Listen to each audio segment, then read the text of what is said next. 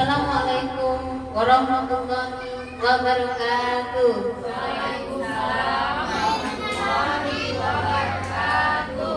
Acara penyebaran pemahaman dan penerapan pengalaman budaya positif TK 1 Atap SD Negeri 60 tahun 2024. Marilah bersama-sama kita buka acara ini dengan melafazkan lafaz basmalah. Bismillahirrahmanirrahim. Menyanyikan lagu Indonesia Raya. Hadirin sekalian, kami mohon untuk berdiri.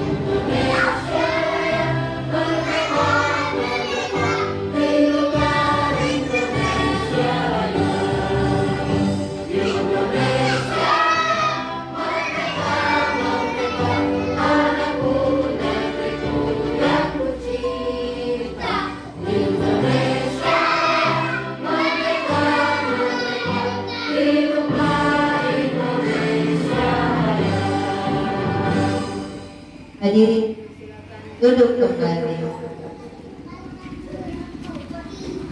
Selanjutnya, sambutan dari Ibu Kepala Sekolah TK 1 Atap SD Negeri 60 kepada yang terhormat Ibu Novi Triyanti, Sarjana Pendidikan Anak Usia Dini, kami persilakan.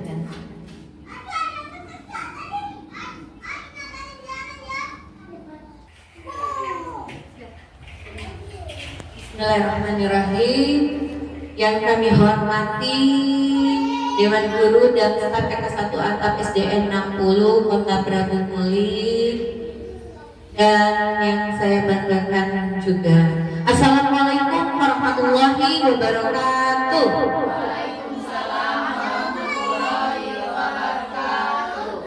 Alhamdulillah, puji dan syukur kita panjatkan kehadirat Allah Subhanahu wa taala, di mana kita sudah sempat hadir di TK 1 Atap SDN 60 dalam melaksanakan penyampaian. Insya Allah di sini Bu Elvira kita sebagai calon guru penggerak akan menyampaikan materi budaya positif. Jadi untuk ibu-ibu guru di sini tolong dengarkan, tolong laksanakan nantinya ke kelas masing-masing agar budaya positif ini dapat terjalin dan dapat terlaksana seperti yang kita inginkan untuk anak didik kita. Di sini kami sebagai kepala sekolah dan juga warga TK 1 Atap SDN 60 menyupport untuk Bu Elvira bisa dapat melaksanakan kegiatan-kegiatan yang diadakan calon guru penggerak ini. Semoga nantinya Bu Elvira mendapatkan penilaian dan predikat yang terbaik dan dapat melaksanakan dan juga dapat merubah mutu pendidikan TK 1 Atap SDN 60 dan juga bisa menularkan kepada teman-temannya, guru-gurunya, guru-guru TK 1 Atap SDN 60. Semoga kita merubah dan menjadikan mutu pendidikan TK 1 Atap SD 60 berkualitas dan terbaik di TK Prabu Muli. Amin ya robbal alamin. Itu saja mungkin yang saya sampaikan dan saya akhiri dengan wabillahi taufiq wal hidayah. Wassalamualaikum warahmatullahi wabarakatuh.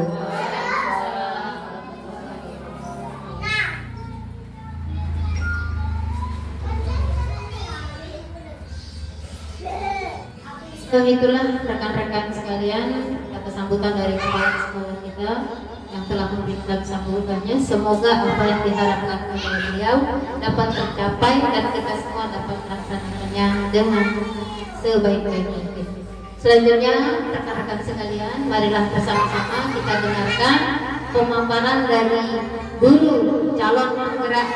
calon guru penggerak kita, yaitu Ibu Elvira Apriani, Sarjana Pendidikan. Kepada Ibu Elvira kami persilakan.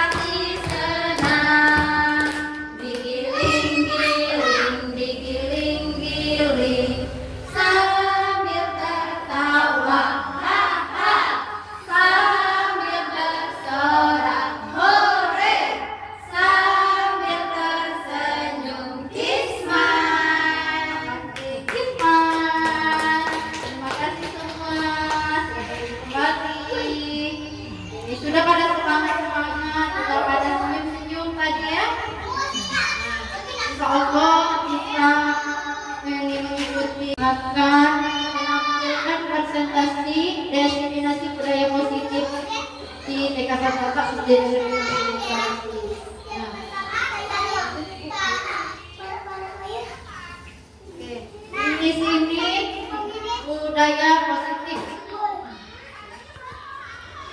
Budaya positif ini di sini ada konsep inti budaya positif. Nah, budaya positif itu teman-teman rekan-rekan semuanya, budaya positif itu adalah kebiasaan yang baik, yang positif yang ada di sekolah kita, di lingkungan kita, bisa di rumah, di masyarakatnya. Nah, di sini ada konsep intinya, ya, rekan-rekan semua. Di sini ada perubahan paradigma belajar. Nah, perubahan paradigma belajar di sini akan menimbulkan motivasi perilaku manusia, ya. Paradigma belajar tentunya dengan paradigma belajar yang baik, ya, yang positif, ya. Di situ akan menimbulkan motivasi perilaku manusia yang baik pula, ya. Terus ada di situ ada disiplin positif. Nah, disiplin positif ini tentunya budaya positif kebiasaan yang kita lakukan setiap hari itu akan menimbulkan kedisiplinan, sehingga akhirnya akan melakukan posisi kontrol kita sebagai guru. Apa sih posisi kontrol kita sebagai guru? Ya, nanti akan kita bahas lebih lanjut tentang posisi kontrol kita sebagai guru. Selanjutnya ada nilai-nilai kebajikan. Kalau nilai-nilai kebajikan ini biasanya kita lakukan di kelas, ya. Keyakinan kelas terhadap dari kita, terhadap murid-murid kita, apa yang boleh dan tidak boleh dilakukan, apa yang baik dan tidak baik untuk dilakukan. Ini ada di keyakinan kelas. Setiap kelas harus mempunyai keyakinan kelas untuk menjadi supaya kelas kita itu lebih nyaman, lebih tertib dan terkendali. Selanjutnya ada kebutuhan manusia. Nah, kebutuhan dasar manusia ini nanti akan kita bahas. Ada juga segitiga restitusi. Segitiga restitusi nanti juga akan adalah produk kita untuk menangani peserta didik itu saat dia sedang mengalami masalah. Oke, selanjutnya. Oke, di sini yang pertama pembelajaran dengan paradigma baru. Pembelajaran dengan paradigma baru merupakan pembelajaran yang dirancang berdasarkan prinsip pembelajaran berdiferensiasi, sehingga peserta didik belajar sesuai kebutuhannya berdasarkan tahap perkembangan teori psikologi modern untuk mewujudkan profil pelajar Pancasila. Nah, di sini paradigma pembelajaran paradigma baru. Nah, di sini ada profil pelajar Pancasila ya, ada kelima, ada berkebinekaan global, ada beriman dan bertakwa kepada Tuhan Yang Maha Esa, mandiri, bernalar kritis, kreatif dan bergotong royong. Insyaallah sekolah kita, kita sudah menerapkan ini semua. Nah, di sini ada miskonsepsi tentang teori kontrol. Nah, di sini ada ilusi guru mengontrol murid. Ada kan Maya, kita tuh ada saat kita mengontrol murid itu di luar. Nah, di sini ada ilusi guru mengontrol murid. Ilusi guru mengontrol murid. Bagaimana sih cara kita untuk mengontrol murid-murid kita yang ada di sekolah? Nah, kadang-kadang kita itu kadang-kadang murid maunya apa, kita maunya apa, kita bersikeras untuk mencapai tujuan kita tanpa kita memperhatikan murid itu maunya apa. Pada diri murid itu, pada diri peserta didik itu unik, ada beragam karakteristik. Kadang-kadang dia itu tidak pandai dalam hal kognitif atau angka, tapi dia juga pandai menulis seni. Nah, kita salurkan bakat seni itu yang kita dalami. Disitulah letak kita sebagai seorang guru untuk mengetahui anak didik kita ini maunya apa. Kita jangan memaksakan kehendak, kasihan pada mental peserta didik. Nah, di sini ada ilusi bahwa kritik membuat rasa bersalah, mampu membuat karakter. Nah, jangan lagi Maya kita mengkritik anak itu, dia merasa terbebani. Merasa terbebani dengan kritikan kita, membuat peserta didik itu merasa bersalah. Itu yang tidak baik. Ilusi bahwa berhak memaksa. Nah, itu yang seperti kami katakan tadi, bahwa orang dewasa itu jangan memaksa kepada anak didik, kepada orang-orang yang masih anak-anak ya, kalau kita didiknya jangan dipaksakan kehendak mereka. Ayo lihat apa yang mereka mau, jangan dipaksakan. Tapi kita sebagai orang dewasa melihat kalau itu bahaya, kita awasi, kita kontrol. Boleh dia melakukan kegiatan-kegiatan yang sifatnya menantang, tapi kita awasi. Jangan dilarang, bisa membuat mindset dia atau pikiran dia ke depannya jadi melakukan hal-hal yang sifatnya menantang atau hal-hal baru. Nah, ada ilusi bahwa penguatan positif, efektif dan bermanfaat. Nah, ini yang selama ini kita lakukan, penguatan positif, efektif dan bermanfaat. Sebenarnya kalau penguatan positifnya yang berupa khusus atau langsung penguatan dengan misalnya dengan kata-kata pintar atau kata-kata hebat itu masih boleh dilakukan karena bersifatnya secara khusus atau langsung. Tapi kalau sudah memberikan imbalan, memberikan hadiah, jadinya peserta didik atau anak tersebut akan, oh saya bisa melakukan, saya harus bisa melakukan ini supaya dari saya dapat hadiah. Itu yang tidak baik. Jadinya dia tidak percaya diri dan tidak mencintai dirinya sendiri. Tapi kalau penguatan langsung, misalnya mereka menulisnya mereka melakukan kegiatan yang mereka lakukan itu bagus, boleh diacungi jempol, boleh anak pintar, itu yang boleh makmum yang langsung. Tapi kalau membiasakan murid kita dengan imbalan, dengan hadiah, itu yang tidak baik. Kesadaran mereka tidak timbul. Oke, selanjutnya.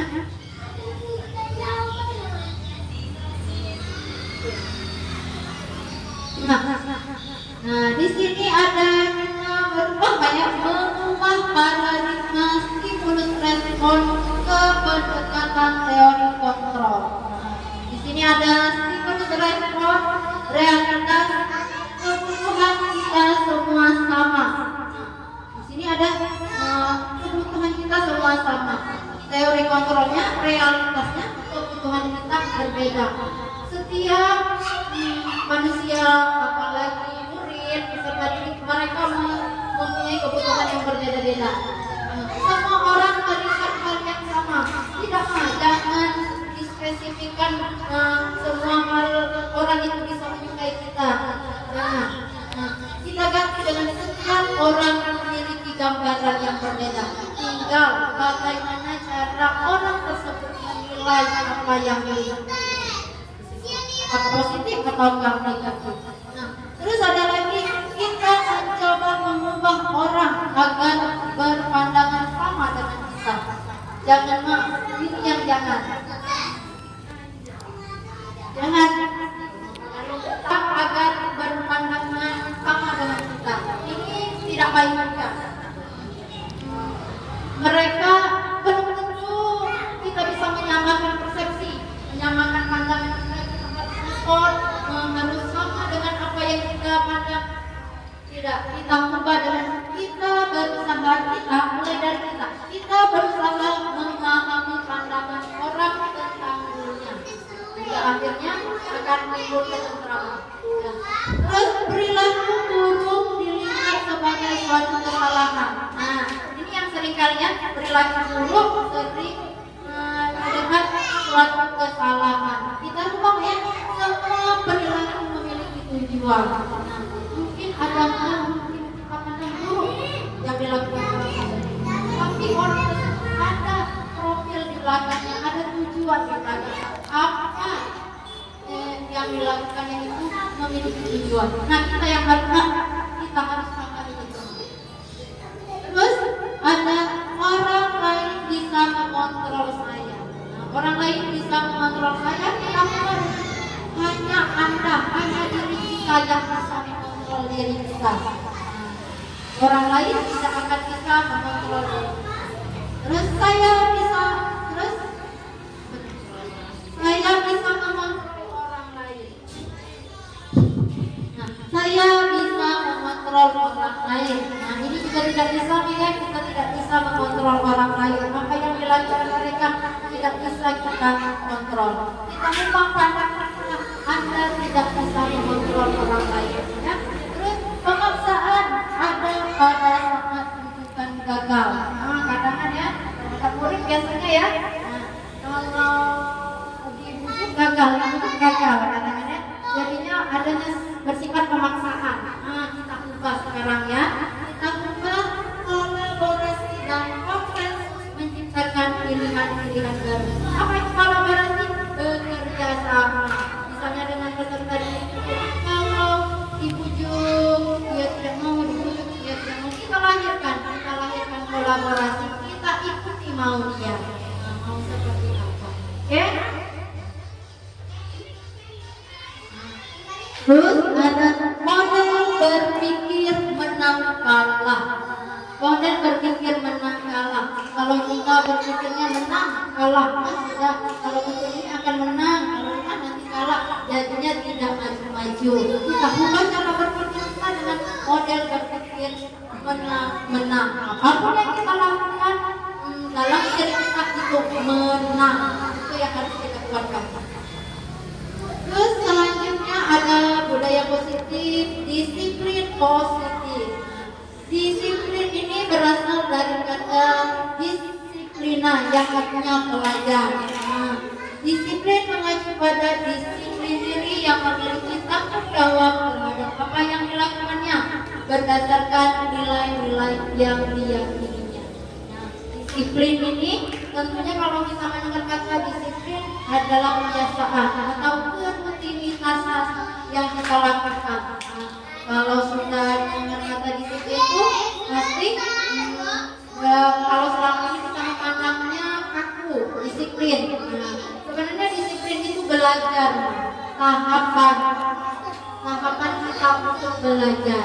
Nah, disiplin positif merupakan salah satu cara penerapan disiplin yang bertujuan untuk menumbuhkan kesadaran, memberdayakan peserta tanpa imbalan, tanpa penghargaan, reward, ancaman atau hukuman. Nah, kalau kita di sekolah itu jangan lagi, tidak boleh lagi mengadakan imbalan, penghargaan, reward, apalagi ancaman atau hukuman. Nah, itu kita jauh-jauhkan ya dari sikap kita terutama terhadap peserta didik. Jangan dilakukan lagi. Oke, sebagai pendidik, tujuan kita adalah menciptakan peserta didik yang memiliki disiplin diri sehingga mereka berperilaku mengacu kepada nilai-nilai kebaikan universal dan memiliki motivasi intrinsik dalam perubahan perilaku ke arah yang lebih baik. Ini yang saya katakan tadi mah, disiplin positif ini ya. Timbulkanlah rasa mencintai terhadap diri kita sendiri. Nah, kalau peserta didik timbulkanlah rasa mencintai terhadap diri peserta didik itu sendiri sehingga dia melakukan apapun yang kebiasaan-kebiasaan atau kegiatan-kegiatan di sekolah ini dengan rasa percaya diri dan tanggung jawab terhadap dirinya sendiri. Itu yang harus kita lakukan.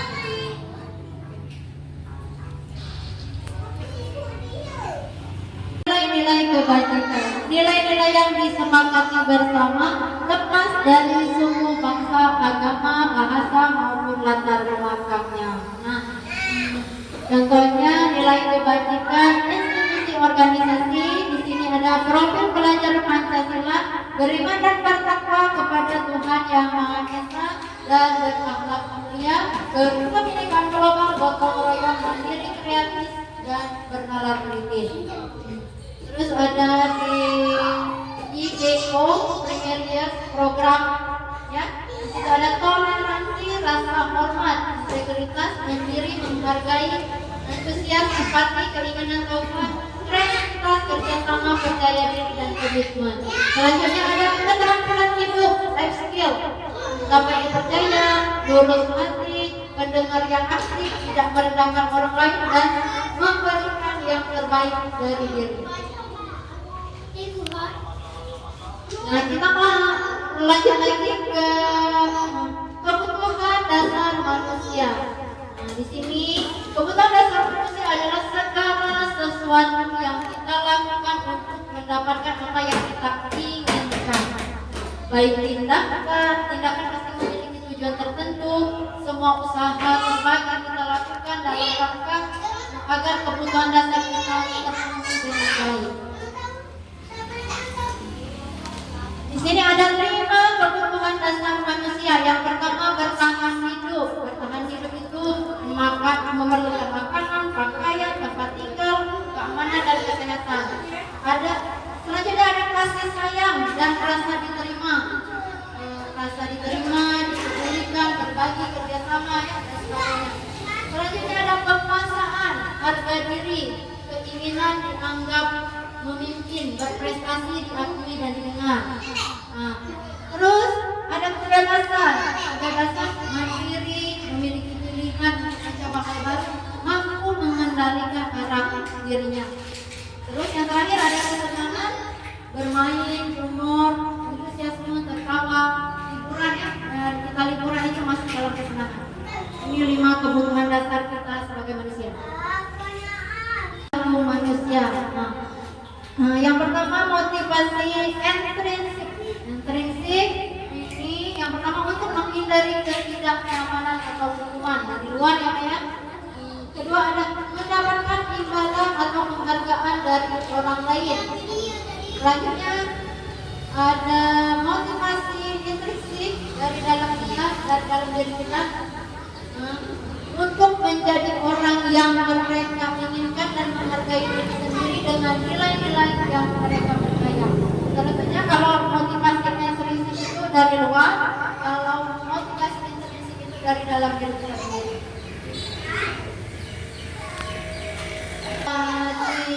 Kalau kita dalam hal ini sebenarnya yang harus kita gunakan, yang memang harus kita gunakan adalah motivasi intrinsik atau motivasi dari dalam diri kita sendiri ya. Sama halnya dengan besar tadi jangan sampai melakukan sesuatu karena imbalan atau hukuman atau karena ingin mendapat penghargaan. Yang baik itu intrinsik atau menjadi orang yang diinginkan dan menghargai diri sendiri, sehingga akan lahir dari keinginan yang biasa kita lakukan. Ini ada hukuman. Pasti tadi ya kalau hukuman. Nah, hukuman ini nah ya, ini tidak terencana, biasanya tiba-tiba terhadap itu ya yang dilakukan ya. Murid tidak tahu apa yang akan terjadi atau dilibatkan. Nah, bersifat satu arah kalau hukuman, berupa hukuman fisik atau psikis. Nah, yang lebih parah psikis kan, ini jangan sampai kita lakukan. Nah, di sini ada selain hukuman ada konsekuensi. Konsekuensi ini biasanya terencana, disepakati sesuai peraturan. Biasanya kalau di dalam kelas peraturan ya, kalau sebelum kita mengenal keyakinan kelas, di kelas itu ada peraturan kelas. Peraturan itu yang bersifat lebih mengikat, biasanya terencana dan disepakati sesuai peraturan. Murid tetap dibuat tidak nyaman. Nah, kalau begini itu murid merasa tidak nyaman, sama seperti hukuman. Cuman juga murid akan merasa tidak nyaman. Sikap guru selalu memonitor murid, selalu mengawasi murid, itu tidak baik. Nah, yang seharusnya kita lakukan itu di sini ada restitusi. Nah, restitusi ini yang harus kita lakukan sebagai seorang pendidik ya. Restitusi itu proses menciptakan kondisi bagi murid untuk memperbaiki kesalahan. Tapi kita bukan menjudge murid itu supaya dia merasa bersalah, bukan. Kita sebagai pendidik itu menyadarkan dia, menyadarkan peserta didik itu untuk dia mengakui kesalahannya dan berani bertanggung jawab akan kesalahan dia. Prosesnya kolaboratif, kerjasama yang mengajarkan murid mencari solusi sendiri terhadap permasalahan yang dia lakukan. Itu yang sebaiknya kita lakukan sebagai pendidik adalah melakukan restitusi, bukan hukuman, bukan konsekuensi, tapi restitusi, penyelesaian. Itu yang dilakukan. Nah, selanjutnya ada 5 posisi kontrol guru. Nah, 5 posisi kontrol guru. Yang pertama, guru. Nah, kalau selama ini ada pendidik-pendidik, guru-guru yang melakukan menempatkan dirinya sebagai penghukum. Penghukum ini tidak baik untuk peserta didik. Peserta didik dari akar-akar tertentu, terus akan melahirkan mindset pikiran-pikiran yang negatif terhadap hal-hal yang dilakukan. Selanjutnya ada membuat rasa bersalah. Ini juga banyak guru-guru yang melakukan ya, membuat rasa bersalah. Sebenarnya membuat rasa bersalah ini kita selalu tidak bahaya, tapi jika dilakukan secara terus-menerus akan menunjukkan semangat peserta didik. Dan kadang kita ada kok kamu melakukan ini dan ada lagi kata-kata yang keluar, mereka jadi salah. Itu juga tidak baik dan harusnya dihindari bagi kita peserta didik ya. Terus ada teman ini boleh bagus diterapkan. Kita dengan peserta didik itu menganggap dia teman, sehingga kita mampu berkolaborasi dengan peserta didik dengan cara yang baik. Terus ada pemantau di sini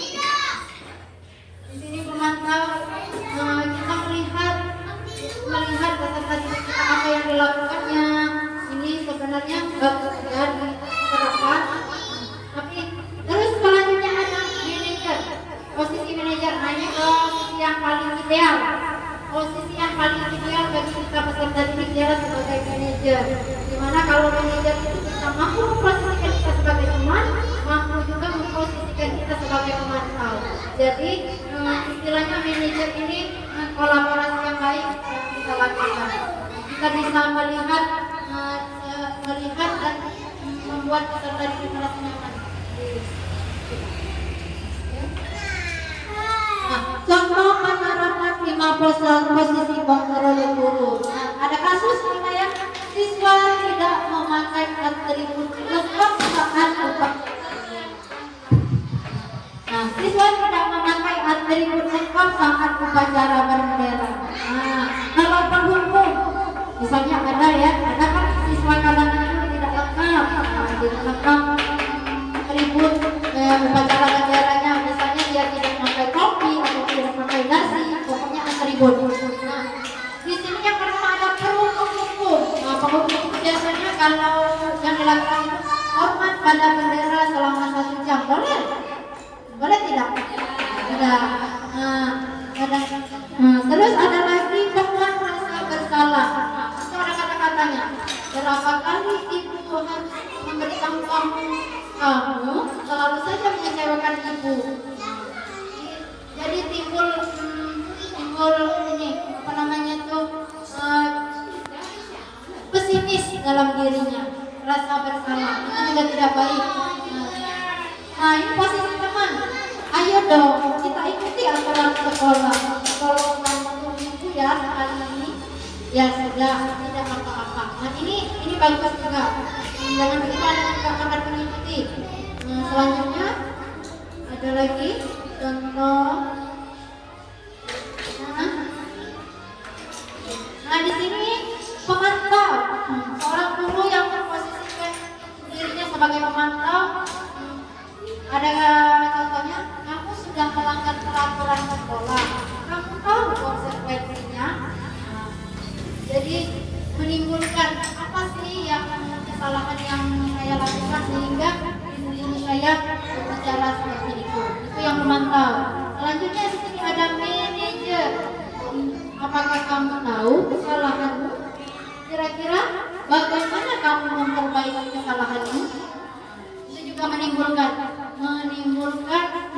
rasa mencari apa sih yang dilakukan oleh saya sehingga guru ini berbicara demikian terhadap saya. Ini bisa kita lihat posisi kontrol apakah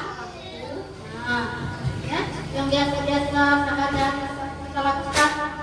Saya kecewa sekali dengan kamu tidak pernah benar melakukannya. Apa rencanamu untuk menyelesaikan masalah ini? Ayolah lakukan demi bapak ibu. Kamu tidak pernah mendapatkan nilai jika tidak mengerjakan tugas. Kalau ini sebaiknya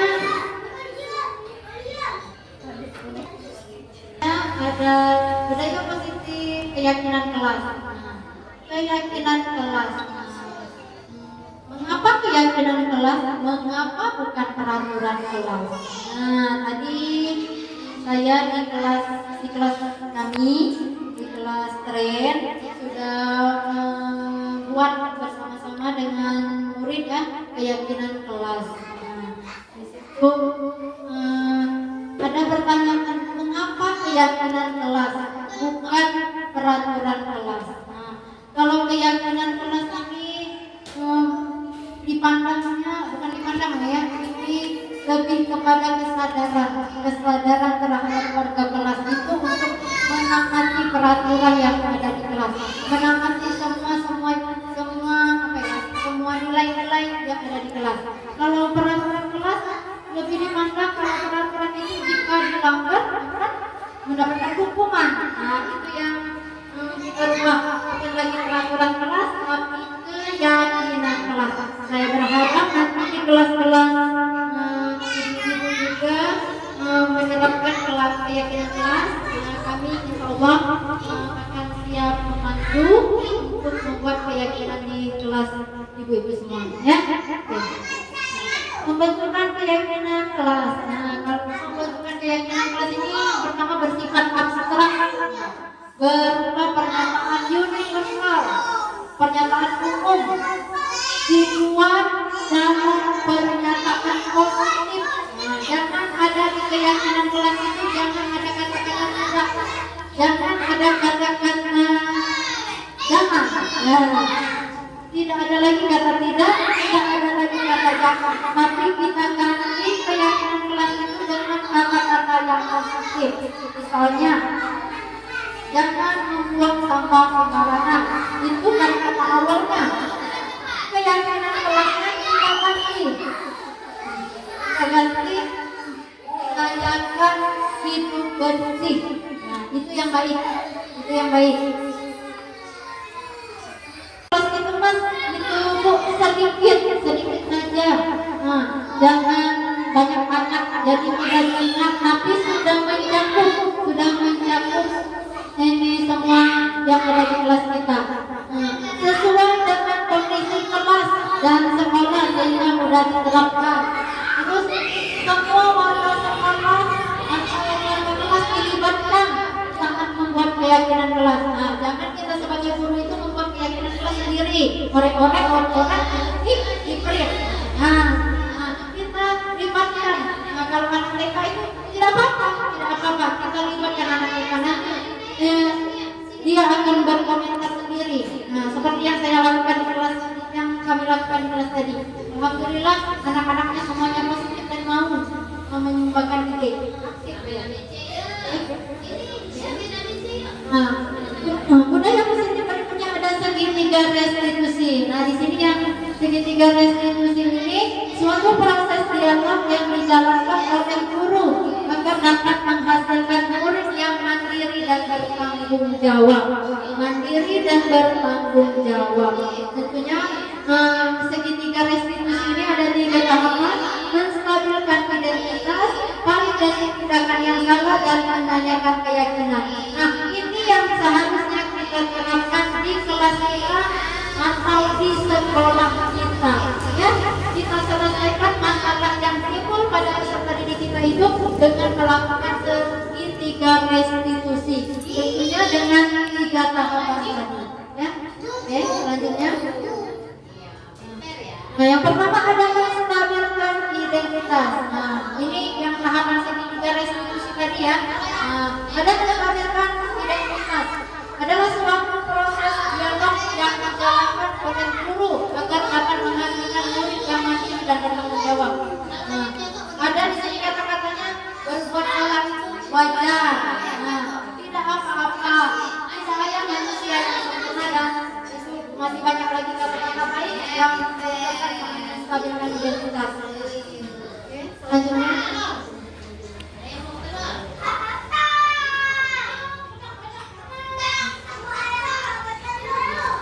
Yang kedua adalah validasi tindakan yang salah. Nah, kamu pasti punya alasan mengapa kamu melakukan itu. Nah, kita tanya peserta didik kita itu. Pasti yang dilakukannya itu ada alasan tertentu mengapa dilakukan. Nah, kemarin sudah kami lakukan juga di kelas kami ada kasus. Alhamdulillah dilaksanakan dengan segitiga restitusi, anak jadi lega, gurunya juga merasa lega sehingga tidak ada lagi keraguan atau pertanyaan-pertanyaan yang timbul antara guru dan murid itu merasakan bahagia. Selanjutnya menanyakan keyakinan. Nah, ini yang diterapkan tadi keyakinan kelas. Nah, kembali lagi di tahap terakhir kita tanyakan keyakinan kelas yang ada di kelas itu apa yang dilanggar oleh mereka. Nah, sehingga akan timbul rasa bertanggung jawab dengan peserta didik itu sendiri yang juga mencari kesalahan yang dilanggar agar menjadi mandiri dan bertanggung jawab. Sampai di penutup dalam menerapkan program disiplin positif, hendaknya guru memiliki standar kepribadian yang profesional dan sosial yang baik, di mana guru mampu merefleksikan dirinya dalam posisi kontrol saat ini. Bagaimana perjalanan dirinya sebagai aktor atau manajer yang menuntut murid-muridnya menjadi insan yang mandiri, merdeka, dan bertanggung jawab seperti standar pendidikan nasional. Oke, terima kasih. Saja definisi yang saya sampaikan, semoga bermanfaat dan bisa kita sama-sama terapkan di sekolah kita, sehingga nantinya di sekolah kita akan menjadi sekolah yang diinginkan oleh peserta kita, oleh warga sekolah lainnya, dan melanjutkan untuk pendidikan yang baik, tentunya rapor pendidikan baik untuk sekolah kita. Saya kata terima kasih atas kesempatannya kepada semua dewan guru, kepada ibu kepala sekolah atas waktunya. Tentunya di sana sini masih banyak kekurangan. Saya minta maaf kepada Allah yang maha. Saya akhiri bilang kepada saya. Wassalamualaikum warahmatullahi wabarakatuh. Mari kita beri aplaus yang meriah untuk Ibu Elvira. Terima kasih Bu Elvira, semoga kita semua sebagai rekan-rekannya, sebagai guru, kita bisa juga untuk melaksanakan apa yang telah dilaksanakan oleh Ibu Elvira. Nah, ibu-ibu sekalian, rekan-rekan sekalian, walaupun sudah ditutup tadi oleh Ibu Elvira, ternyata kita masih diberi kesempatan. Nah, mungkin antara rekan-rekan sekalian ada yang ingin ditanyakan berkenaan dengan apa yang telah dipaparkan oleh Ibu Elvira tadi. Ayo silakan, siapa di antara rekan-rekan yang ingin bertanya? Oh, Ibu Mary Agustina, sarjana pendidikan yang sudah siap untuk memberikan pertanyaan untuk Ibu Elvira, dan semoga Ibu Elvira dapat menjelaskan semua apa yang ingin kita tanyakan. Kami persilakan Ibu Mary. Teman-teman kepala sekolah, Assalamualaikum warahmatullahi wabarakatuh. Waalaikumsalam. Kira saya tanyakan bagaimanakah cara membuat keyakinan kelas? Karena membuat keyakinan kelas itu disepakati oleh anak usia ini. Sedangkan anak usia ini itu dari sisi usianya kan masih kecil. Jadi bagaimana cara kita membuat keyakinan kelas sama anak usia ini sendiri? Terima kasih. Oke, terima kasih Ibu Mary sudah memberikan pertanyaannya. Sebenarnya pertanyaan itu karena kita sama-sama guru, karena anak-anak guru anak usia dini, tentunya kita semua mungkin berpikiran yang sama ya. Nah, untuk itu Mbak Ibu Elvira kiranya dapat memberi penjelasan kepada kami sekali lagi. Terima kasih, silakan Bu. Terima kasih. Tadi Ibu Mary ya, bagaimana sih caranya membuat keyakinan kelas atau menerapkan keyakinan kelas di kelas kita? Karena kelas kita ini kita ingin mengajak anak usia dini, anak TK. Bisa kita lakukan keyakinan kelas tentunya dengan bisa kita terapkan dengan menggunakan media. Kalau kita sebagai usia dini kan anak-anak mereka itu kan untuk menyampaikan pendapatnya kan kata-katanya kan belum sempurna, belum lengkap. Mereka belum mampu untuk menyampaikan kata-kata yang lengkap. Bisa kita lakukan Bu Mary ya, dan rekan-rekan yang lain ya. Bisa kita lakukan dengan menggunakan media. Media gambar, berupa gambar. Ada banyak yang bisa kita print, gambar-gambar itu bisa kita cetak, kita suruh mereka itu. Misalnya tadi budaya menteri, kita ambil gambar-gambar yang menteri cuci tangan atau menteri air, bisa kita lakukan dengan menggunakan media gambar. Tergantung apa yang kita sebagai guru untuk lakukan itu. Ya, gambar tadi ini harus yang menarik. Usia dini itu intinya harus yang menarik. mengaji ini itu dia bisa menjelaskan satu gambar bisa dijelaskannya hanya dengan satu gambar. Nah, itu uniknya anak usia dini.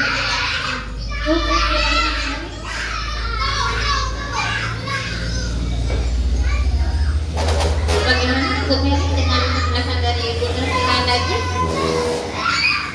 Kasih Bu Elvira atas penjelasannya, berarti buat keyakinan kelas itu dengan media-media yang menarik dan menimbulkan kosa-kosa kata baru sehingga anak itu bisa mengeluarkan pendapatnya dengan baik. Oke, terima kasih Bu Puji.